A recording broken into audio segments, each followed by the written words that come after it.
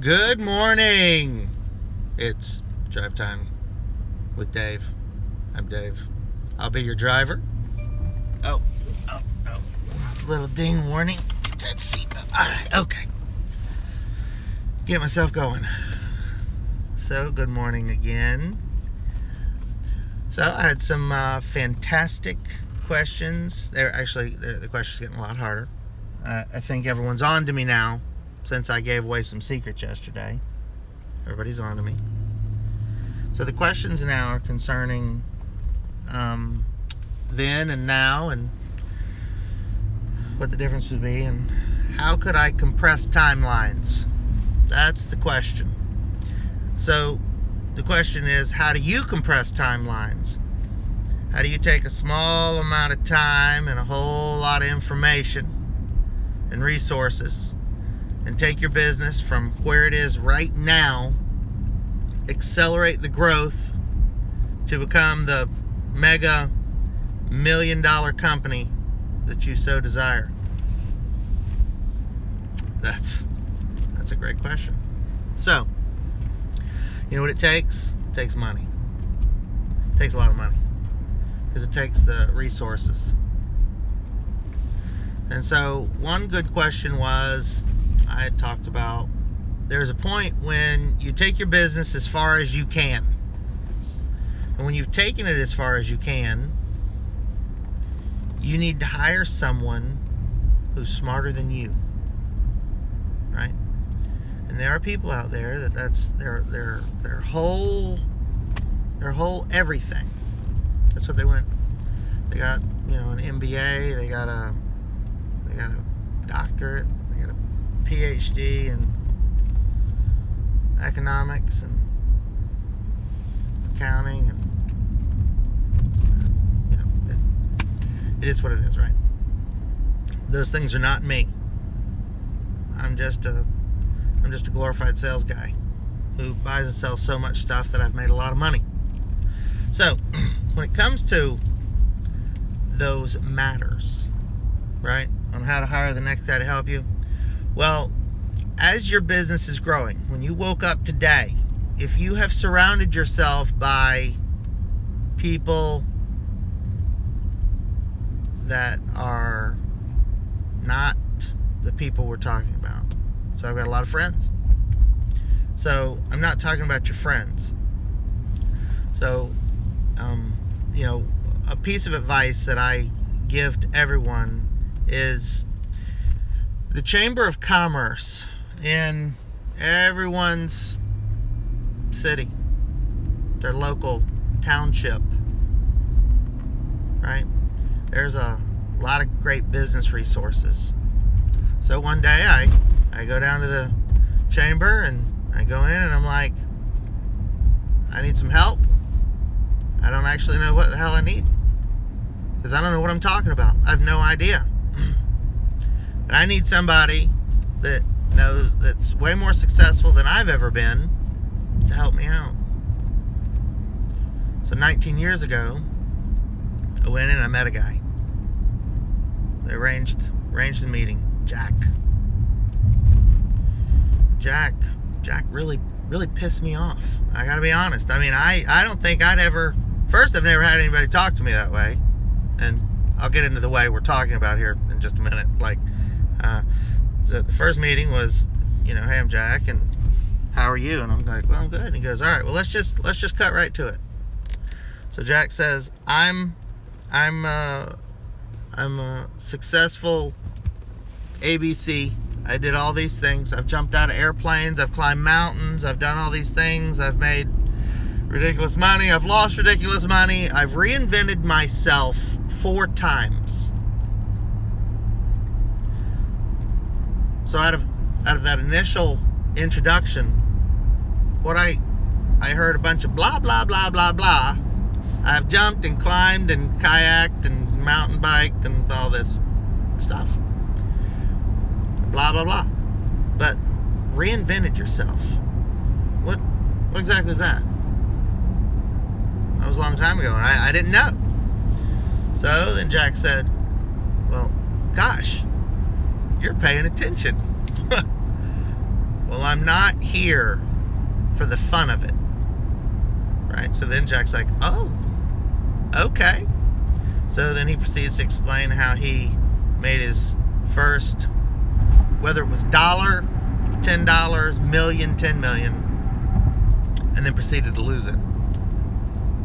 To the point where the house that he lived in was in foreclosure, his cars had been repossessed, and then he said, I fell off the highest point. The chip fell off my shoulder, I fell down, bang, hit the ground. He goes, but you know what I got? I had a lot of experience at that point. Whether it was short and I was young, it didn't matter. I knew how to do something not everybody knew how to do. Well, you got my attention, Jack. I'm waiting to find out exactly what you know, because you're still going blah, blah, blah, blah, blah. Okay. So then Jack says, so then I picked myself up, brushed myself off, and I stopped feeling sorry for myself. And in another year, I'd made another $1 million.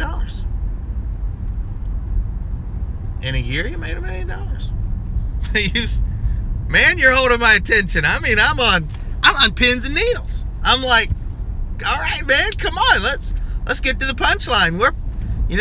We're 6, 7, 8, 10 minutes into this conversation, and well, frankly, I think I've got better stuff to do than listen at you.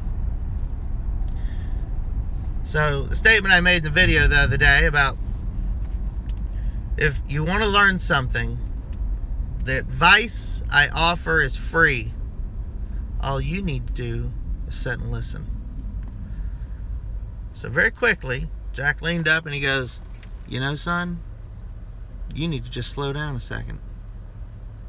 I didn't come looking for you. And at that point, I was like, well, damn, old man, I certainly hope you know something. This is what I'm thinking to myself. And I'm just like, all right, dude, I'm still sitting here. And he goes, so I've got your attention now? And I said, well, Jack, you had it you had my attention before I walked in here and shook your hand. That's what I said. And he goes, man, I like you. So then he proceeds to tell me how he lost the next $1 million. And I'm like, well, damn, you've lost more millions than I've ever made. in like 3 years. This is crazy, right? I don't even understand what you're talking about. How does somebody make all that money and lose it? He goes, so I had to ask, okay, so I stopped him at 2 times. Now, so how is it somebody makes all that money and lose it? He goes, I thought I knew it all. You couldn't tell me a thing. And I'm looking right at you. And I said, well, you're right. We haven't gotten to the point where you're telling me anything yet. And he goes, I know. That was me. And that's how I felt. Have you lost it all yet? And I'm like, whoa, lost.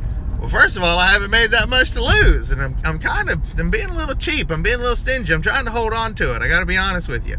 And he goes, all right, fantastic. So then he tells me about how he lost that second time and he picked himself up and he did it again. And then he did it again. I'm like, I try not to do the same things too many times with the same result.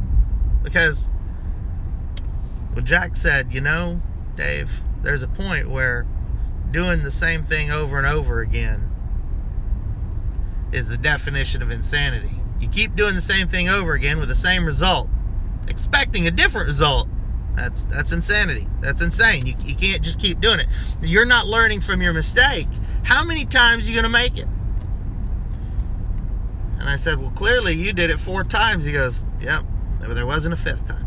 He goes, because that 4th time I started making money, I had to get out of my own way, right? So I go into my office every morning and I got a building full of people. I got trucks on the road, all this stuff going on, and I didn't listen to anybody.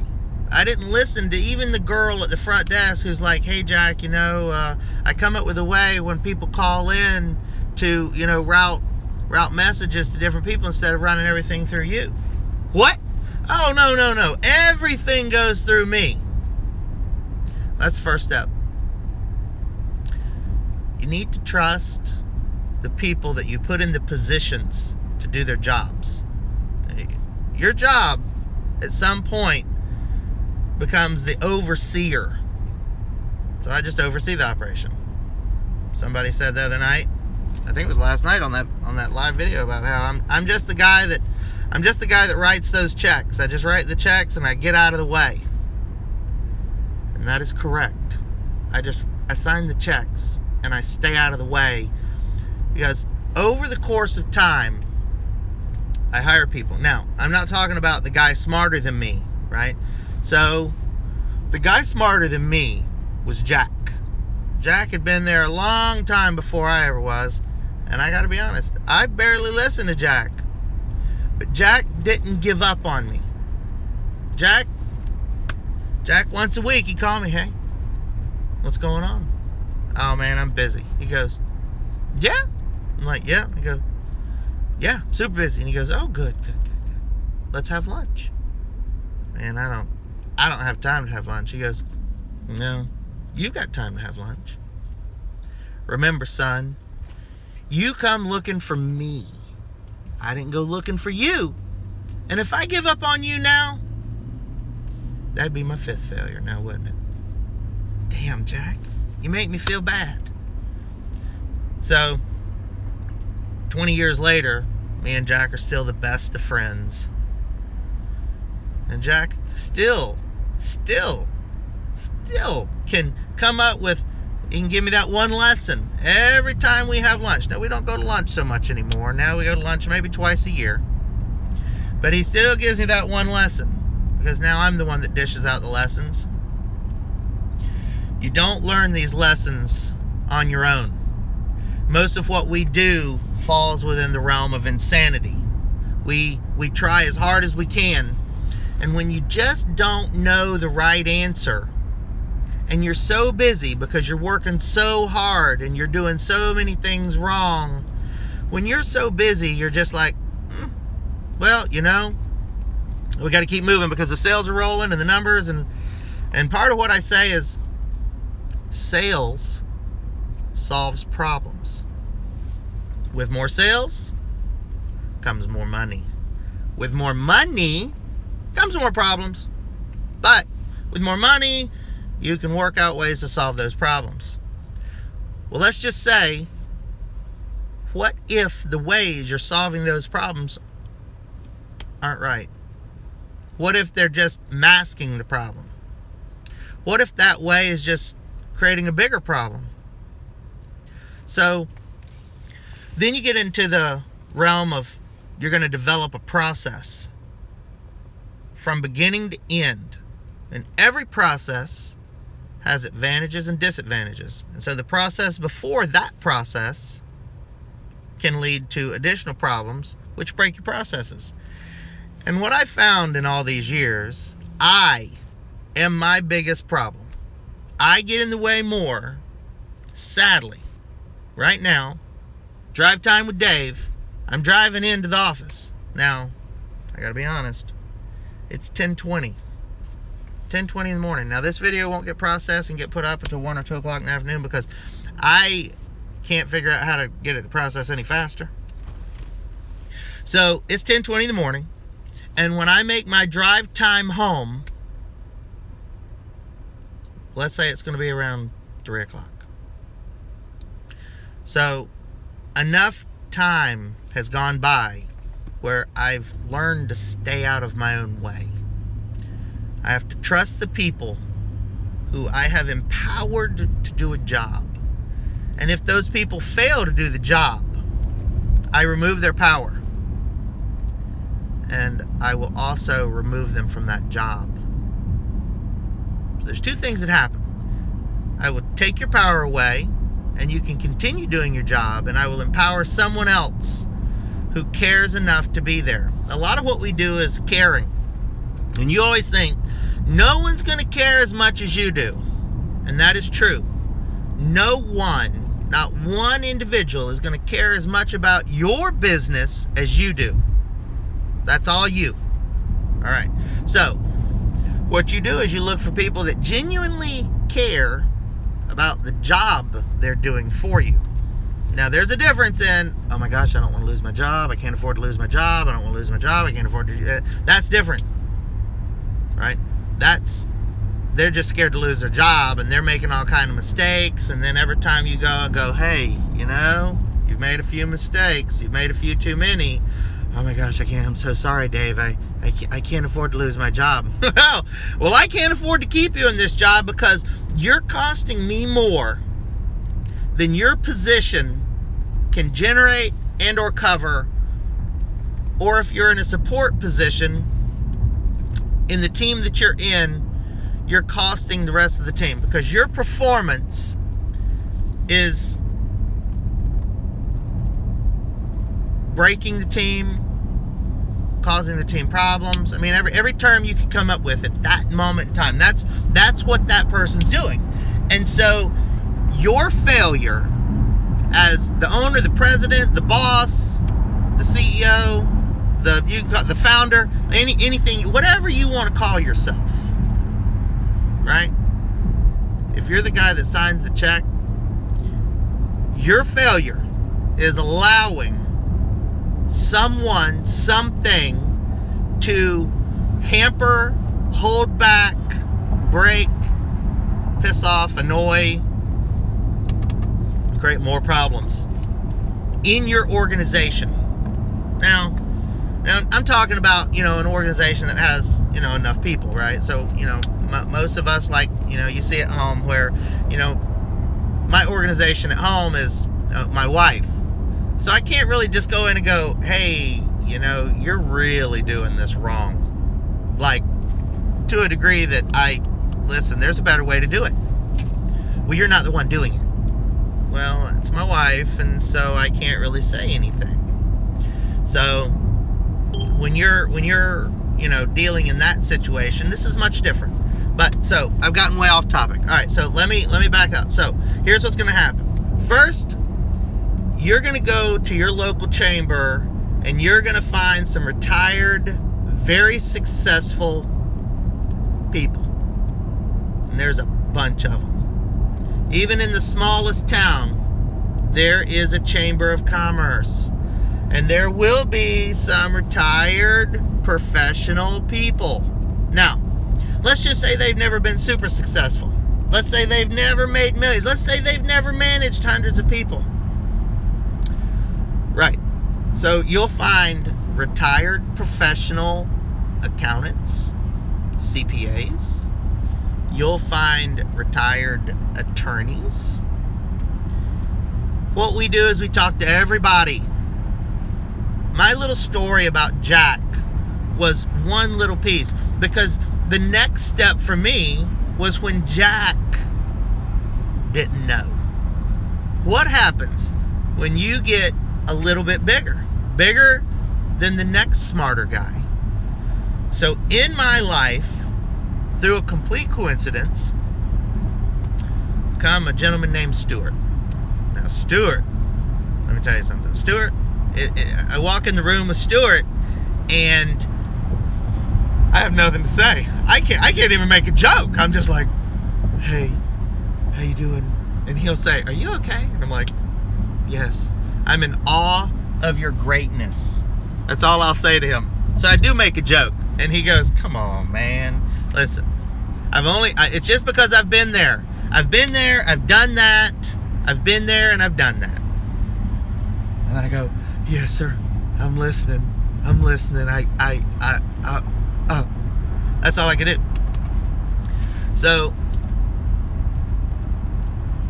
in the course of that relationship, Stuart has a very high level overview of operational processes. And he basically, over the next few years, after that point, gave me a glimpse into that world. And pretty soon, I understood. Nothing you're going to get out of a book, nothing you're going to get out of some course. What you're going to get, I gotta better business education from those two guys 1 hour a week over the course of years than you're going to get in any school or any book or any course. Because I made the choice to listen, and I made the choice to believe. Because what am I going to say? I'm not. This isn't a when you go and you meet a guy and he's like, yeah, so I do $10 million a year on Amazon, and I go, oh yeah, because I still do that to them. I meet a guy now and he's like, yeah, I got a $15 million a year on Amazon. I'm like, oh yeah? What are you selling? Oh, well, we sell, something that I'm having made in China because I'm private branding it. And you're listed as the manufacturer, so you've got complete control over an entire product line, and there's no competition in the market space, and you've got a product that everybody in the whole world has to have. Really, you sound like Apple. You sound like the only guy in the world that can make an iPhone. Is that what you're making an iPhone? No. Listen, you're not Apple, and I don't believe you're doing $15 million a year because you're driving a 1989 Chevrolet. Okay, so seriously, I don't even know what to say to that. So, I'm off topic again. I rant too much. I apologize. I'll try to keep that under control. Okay, so first you're going to find some people that have greater experience. It doesn't matter whether they were tremendously successful. And success is a matter of opinion, right? So let's just make sure that we understand that. So my version of success is different than someone else's version of success. My CPA is very, very successful. Wonderful, wonderful guy. He has 60 clients. I'm one of them. And he charges each one of us one flat fee per year. And he works out of his house. He has a little office in his house. And that's it. 60 clients, flat fee. You want to know the flat fee? It's $2,000 a year. That's it. That's all he charges. So he makes $120,000. He's CPA. So he pays his taxes. He lives off, I don't know, $85,000. And this guy, this guy is, what's the measure of success? See, he's very successful. He's very happy. So again, the point of it was about success and the differences in how people are. So when you talk to people about what they do and how they're successful, it's I'm like, I don't know, man. I mean, that's awesome, but that's so, like Kurt can only tell me so much because he's operated his business for so long this way. So each professional person, I talk to him. I have several of attorneys, and so they all give a little insight. Everybody's got a little bit of information. You have to take all this information, you put it all together, and that's how you learn to do more. Right? Just listening. Like I go into the office and I have people in positions now, and I was thinking about changing this, or we could do things differently this way. And so I take a little bit of each person and I sit down and I evaluate it and make sure it's going to make sense. It's going to increase the workflow and not decrease productivity. And so there's a lot more to it. But anyway, so the point is you go and you meet these people and you start having lunch and you meet more people and you see the way everybody does things, and then you can come up with a better way. And then at some point you're simply going to go and I'm going to say, hey, Stuart, man, I'm at this, I've hit my ceiling. And he goes, all right, well, let's see if we can get you a controller. So he works through a network of his people, go out to some headhunters, and pretty soon in comes, a controller with 20 years experience with degrees and things that I've never even heard of. And so I hire that controller and put the controller in place, and now the controller, is me and the controller play good cop, bad cop. Because if you're late, I understand. I know what it's like to be late. Everybody's got personal problems, but the controller's like, listen, if you're late again, you're not gonna have a job. See? Where I'm just like, oh man, I don't want to fire somebody because they're late. And then the controller's like, yeah, but when you got, 20, 30, 40, 50, 100 people, and every day somebody's late, well, it decreases your productivity. And then you're pissing off your customers. And then I go, I'm not pissing off any customers. What are you talking about? Well, that's what it's going to take. So that's just one example. What I would have done years ago. And that was it.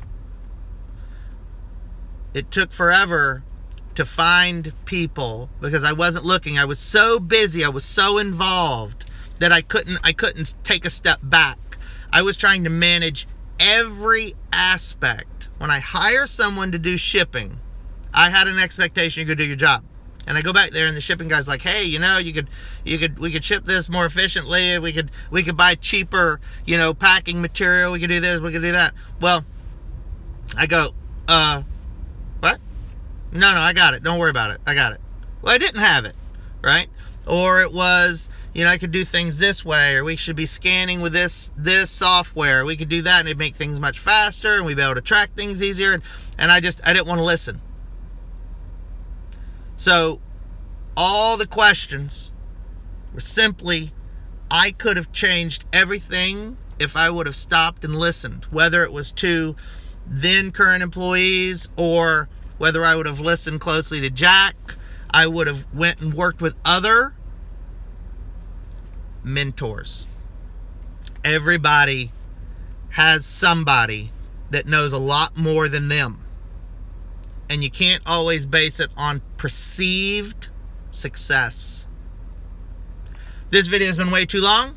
Thank you guys so much. I'm sure I haven't answered anybody's questions because all I've done is talk in a circle. Please, more comments, more questions, guys. I'm doing everything I can to answer them. Those were big questions. I've still got a lot more information. I'll expand on the rest of this later, but 30 minutes is too long for you guys to sit and listen at me because you're going to watch like 5 minutes of this video. Thanks, guys.